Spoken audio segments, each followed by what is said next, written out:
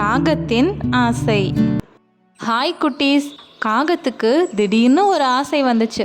அது என்ன ஆசைன்னு இந்த கதையில் பார்க்கலாமா? காட்டில் கேலோ அப்படிங்கிற ஒரு காகம் இருந்தது.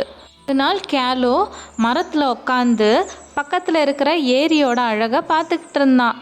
அந்த ஏரிக்கு பக்கத்தில் நிறைய அழகான மயில்கள் இருந்துச்சு. அந்த மயில்களோட ரெக்கைகள் சூரிய ஒளியில் பிரகாசிச்சுது. கேலோ தன்னோட கருப்பு ரெக்கைகளை பார்த்து சோகமாக உணர்ந்தான். நானும் அவர்களை போல அழகாக இருந்தால் நல்லா இருக்கும்ல அப்படின்னு நினச்சான்.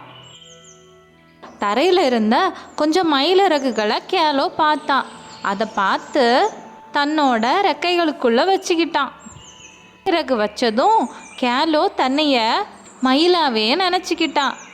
தண்ணியில் போய் பார்க்கப்போ, இப்போ நானும் அழகானவன் தான் அப்படின்னு மகிழ்ச்சியோட சொன்னான்.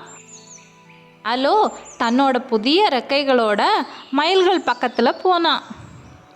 ஆனால் அந்த மயில்கள் கேலோவை பார்த்து சிரிச்சாங்க. எங்கள் ரெக்கைகளை அணிஞ்சா மட்டும் நீ மயிலாக மாற முடியுமா அப்படின்னு கேட்டாங்க. கேலோ ரொம்ப சோகமாயிட்டான். எத்தனை மயிலிறகுகள் அணிந்தாலும் நம்மளால் உண்மையாக ஒரு மயிலாக மாற முடியாது அப்படின்னு புரிஞ்சுக்கிட்டான்.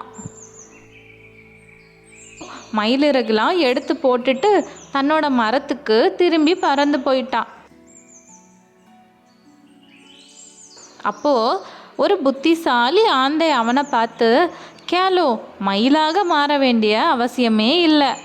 ஒவ்வொரு பறவையும் தனித்தன்மை வாய்ந்தது.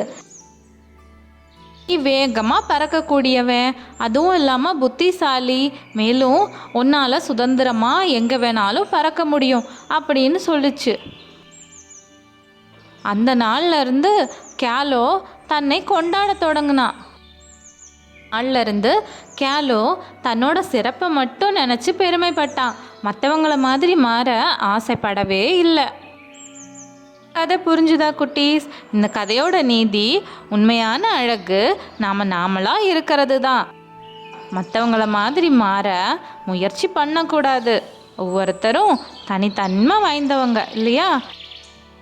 மற்றவங்களோட ஒப்பிடாமல் நாம் நம்மளோட தனிப்பட்ட திறமைகளை வளர்க்க முயற்சி பண்ணலாம்.